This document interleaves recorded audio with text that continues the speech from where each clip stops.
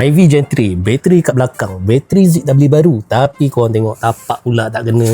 Ni terlebih, sebabnya bateri ni bateri bukan spek dia. Jadi nak tak nak, antara kita potong dekat bawah ni ataupun kita pakai tapak baru terus. Jadi dah alang-alang nak pakai tapak baru. Yang ni pun Zik nak ganti, dah rupa macam apa Zik pun tak tahu nak cakap macam mana. Yang ni pun kita nak ganti bagi dia nampak proper sikit. Jadi jom kita mulakan projek modify. Apa lagi, kita cabut dulu bateri dengan bracket dia sekali. Kali ini Zik nak tukar kepala bateri dia kepada jenis yang macam ini. Style yang tertutup, lagi selamat dan lagi handsome. Bracket bateri pula kita akan tukar kepada brand CNC yang lagi proper untuk letak bateri dan senang untuk custom ikut sizing bateri yang kita nak. Untuk kepala dia tak susah untuk Zik nak pasang disebabkan Zik dah pernah tukar dah sebelum ini. Jadi Zik buka dan pasang balik je kepala yang baru ini. Untuk bracket bateri, yang ini yang lama dan yang ini yang baru. Kali ini lagi handsome dan juga solid. Bracket bateri CNC ni yang bestnya adalah disebabkan dia punya tapak yang kita boleh custom sizing dia untuk senang masuk apa-apa size bateri kereta korang. Nak pasang bracket bateri ni adalah masalah dia sikit disebabkan skru yang dia bagi ni tak cukup panjang untuk Zik ikat di papan bonet kereta Zik. Jadi terpaksalah pakai skru yang lain. Yang ini Zik kena custom sikit untuk bagi dia ngam. Dah settle, letak balik papan, lepas tu kita try letak bateri.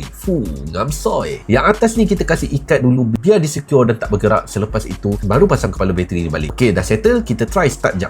Alhamdulillah hidup. Barulah handsome rupa macam ni. Daripada sebelum ni yang rupa tak semegah, inilah selepas yang nampak lagi clean, selamat dan juga handsome. Kepala bateri ni kalau nak buka pun senang, siap ada cover dia lagi. Untuk CNC bateri bracket ini harga dia dalam lingkungan RM280 ke RM300, dan untuk kepala bateri ini pula Zik beli RM45 satu pair, positif dan juga negatif di back orange.